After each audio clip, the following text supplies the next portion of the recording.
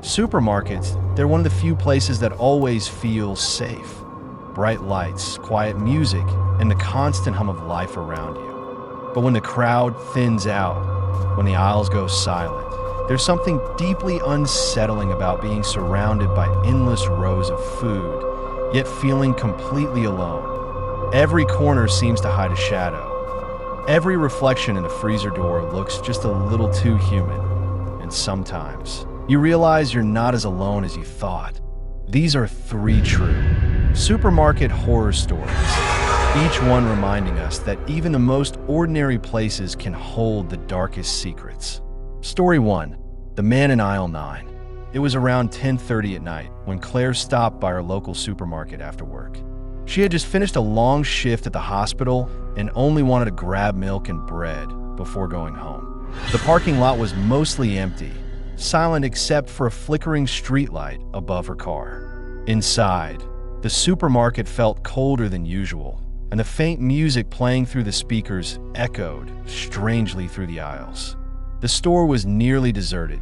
2 tired cashiers, a janitor mopping near the entrance, and one old man slowly pushing an empty cart down aisle 9. The man wore a dark coat that looked a size too big. As Claire walked past him, she gave a polite nod. He smiled back, but something about that smile felt wrong. It was too wide, too stiff, like he was forcing his face to imitate emotion. Trying to ignore it, Claire grabbed what she needed and moved quickly. But every time she looked up, she saw the old man again. Always at the other end of the aisle she was in, pretending to read labels, yet staring directly at her. When she headed for the registers, she suddenly realized she didn't have her wallet. She sighed, told the cashier she'd be right back, and walked out to her car. As she opened the door, she caught something in the reflection of the supermarket's glass entrance.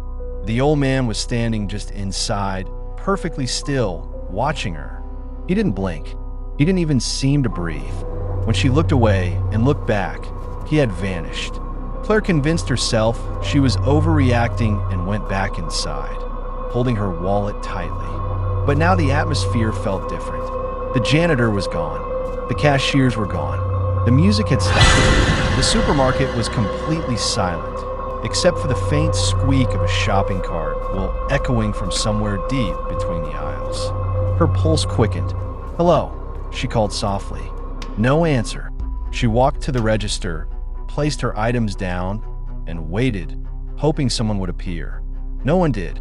After a long moment, she decided to leave cash on the counter and just get out. That's when she noticed something she hadn't seen before. A receipt already printed and placed neatly beside the register, as if someone had checked her out without her noticing. She hadn't scanned anything. She hadn't paid yet. Slowly, she picked up the receipt. The total was $6.66. On the back, written in shaky, uneven letters, were the words, "You forgot something." Her hands trembled. She dropped the paper and hurried toward the exit. Just before reaching the doors, she had a horrible feeling and turned back toward the aisles. Standing near the end of aisle 9 was the old man again. No smile this time. Just watching her, his head slightly tilted, as if disappointed she had seen a message too late. Claire burst through the doors and ran to her car. She locked the doors, started the engine, and finally dared to look back at the store. Through the glass, under the pale fluorescent lights, the man was standing there again, motionless, staring straight at her. And as she pulled out of the parking space, she saw his hand slowly, very slowly, begin to wave. Story 2. The overnight. Brandon worked the overnight shift at a 24-hour supermarket just outside of town. It wasn't a bad job.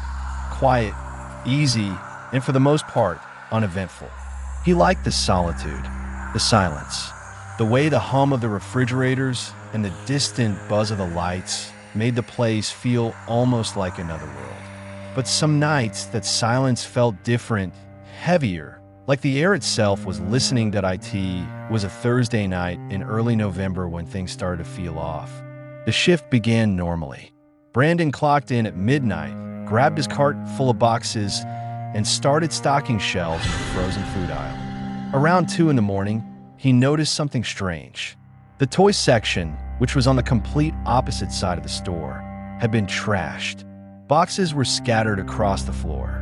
Dolls and stuffed animals had been pulled out, some of them lined up neatly in a row facing the same direction. Others were lying face down, their plastic eyes catching the overhead light. At first, he thought it was a prank. Maybe one of the day shift workers had forgotten to clean up. But when he checked the security feed from his handheld monitor, it didn't make sense. The cameras showed the aisle completely empty the entire time. Not a single person had gone near it for hours. He cleaned it up quietly, trying not to overthink it. But as he bent down to place the last toy back on the shelf, he heard it. A faint sound behind him. A slow, rhythmic clicking, like tiny plastic hands tapping against the linoleum floor. He turned, but no one was there. The noise stopped. When he looked down, one of the battery-powered crawling dolls had turned itself on, its head twitching with each movement. Its pre-recorded voice glitched and repeated the same distorted phrase over and over again. "Play with me. Play with me." Brandon picked it up, switched it off, and tossed it into the bin. But as he did, the store lights flickered. For a brief moment, every shelf, every box, and every shadow seemed to shift just slightly out of place. When the lights steadied, something felt wrong. The air was colder, the silence thicker, that he decided to take a short break and walk to the back stockroom. But as he opened the door, he noticed faint handprints smeared across the inside of the glass. Small ones, like those of a child. The fingerprints looked fresh, like someone had just been there. But the store was locked, and he was supposed to be completely alone to try to laugh it off. Maybe the cleaning staff had brought their kids in earlier or something. But deep down, he knew that wasn't true. He hadn't seen anyone all night. He finished his coffee quickly, and when he stepped back into the main aisles, he noticed something else. The toys were scattered again. All of them. This time, one of the dolls was sitting upright in the middle of the floor, and in front of it, written in crayon, were 3 words, "Don't leave me." Brandon felt a chill crawl down his spine. The crayons hadn't been there before. He didn't even know the store sold crayons in that brand. He backed away slowly and grabbed his phone to call his manager. But before he could dial, the store's intercom clicked on with a burst of static. A child's laugh came through, soft, distant, and echoing. Then a voice whispered, "Brandon, play." The intercom cut off. That was enough. He dropped his phone and ran straight for the office, locking the door behind him. His hands were shaking as he pulled up the security cameras. The feed showed every aisle, all empty, except for the toy section. On that screen, he could see a small figure crouched beside the doll display. It looked like a child, no more than 6 or 7, wearing what appeared to be an oversized hoodie. But when Brandon zoomed in, the image glitched. The shape flickered and then vanished completely. When the cameras came back, the toy aisle was empty again. He stayed in that office until sunrise, too scared to move. When a morning manager arrived, Brandon tried to explain what happened, but she just stared at him blankly. Then she said something that made his stomach turn. She told him that for the past 3 nights, other workers had quit mid-shift, all of them complaining about hearing children's laughter over the speakers. Before leaving that morning, Brandon checked one last time. The toys were neatly arranged on the shelves again, just like before. But right in the center of the display, one of the dolls had been turned to face the security camera. Its plastic lips had been colored red with crayon. And on its chest, written in uneven handwriting, were the words, "See you tonight." Story 3. The closing shift. Jessica had been working the closing shift at a small supermarket in Oregon for almost 2 years. It wasn't a busy place. Most nights she'd see the same faces, a few late-night shoppers grabbing snacks or cigarettes before heading home. She liked the quiet, the way the store felt almost frozen in time after midnight. But sometimes when the last customer left and the doors locked behind them, that silence turned heavy. It wasn't peaceful anymore. It was something else. something that made her feel like the building itself was watching her. It was a cold Friday night in December when it happened. The store was nearly empty, and a light rain was tapping against the glass windows. Jessica was mopping the floor near the produce section, humming softly to herself, when she heard it, the sound of footsteps, slow, deliberate, coming from the back storage area. She called out, thinking maybe one of her co-workers had stayed late. "Hey, is someone still here?" No answer. The footsteps stopped. She waited for a moment, then went back to mopping.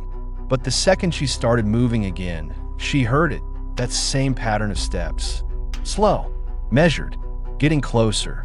This time, she could hear the rubber soles squeaking faintly against the tiles. Jessica put down the mop and walked toward the back. The hallway lights flickered as she entered the storage area. Everything was still, boxes stacked neatly, the metal door to the freezer slightly open, releasing a low hiss of cold air. She took a deep breath and checked every corner. No one there. She laughed nervously to herself, blaming her imagination. "Too much coffee," she whispered. She turned to leave, and that's when she heard it, the sound of someone breathing. Just behind her, she spun around, heart racing, but the room was empty. The freezer door was now completely open, fog spilling out across the floor. Jessica stepped closer, holding her phone's flashlight in front of her. Inside, it was nothing but shelves of frozen boxes. But as her light swept across the back wall, she noticed something that made her skin crawl. There were handprints on the inside of the freezer door, dozens of them, pressed into the thin layer of frost. Some were small, like children's hands. Others weren't. She stumbled backward, slamming the door shut and running to the front of the store. She tried to convince herself it was just leftover condensation, maybe from deliveries earlier that day. But when she reached the register, something caught her eye. The intercom light was on. The system had been activated. Then, through the speakers, a voice whispered, "Don't leave yet." Jessica froze. The voice didn't sound familiar. It was low, calm, almost polite, but something about it made her stomach twist. She grabbed the store phone to call her manager, but the line was dead. Static hissed through the receiver. Then the intercom crackled again. This time, the voice said her name. Slowly, "Jessica." Every light in the store flickered at once. The power cut for half a second, just long enough for the entire place to fall into darkness. And when it came back on, she saw movement in the produce section. Someone was standing there, a tall figure, almost completely still, facing the fruit display. Jessica could only see its outline through the glare of the fluorescent lights, but she could tell it was watching her. When she blinked, it was gone. Panicking, she ran to the office and locked the door. Her hand shook as she pulled up the security cameras. Most of them were frozen, showing static or distorted frames, but one camera, the one above the produce section, was still working. On the screen, she saw herself, mopping just minutes earlier. And behind her, standing between the aisles, was that same tall figure. Watching her, she fast-forwarded through the footage, trying to find where it came from. But in every frame, it was just there, not moving, never walking in, never leaving. Then something else caught her attention. In a live feed, the camera was still on, and the figure had returned. Only this time, it wasn't by the produce anymore. It was closer, standing just outside the office door. Jessica turned toward the door slowly, every muscle in her body locked in place. Through the small window, she could see nothing but the dark hallway beyond. Silence. Not even the hum of the lights now. Just complete, suffocating quiet. And then 3 soft knocks, not loud, not aggressive, just slow, deliberate knocks. Point 1, point 2, point 3. Jessica pressed her back against the wall, covering her mouth to keep from making a sound. She stayed that way for what felt like hours, until the first hint of sunlight began creeping through the front windows. When her manager arrived that morning, the office door was still locked from the inside. Jessica was sitting on the floor, shaking, pale as a ghost. She told them everything: the voice, the figure, the handprints, but the cameras, once again, showed nothing unusual. Everything after midnight had been erased. The supermarket has since been remodeled. New paint, new floors, new cameras. But the night workers still talk about the intercom. They say that sometimes, after the lights go out and the doors are locked, it turns on by itself.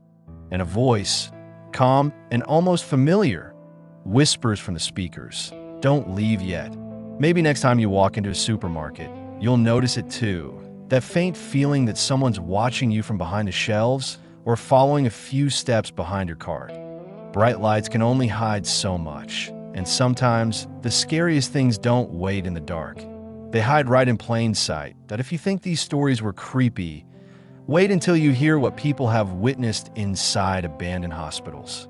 That video is on screen right now, but just a warning, those stories go much deeper than fear. They reach something psychological, something you might not forget. Thanks for watching. Stay safe and keep your eyes open.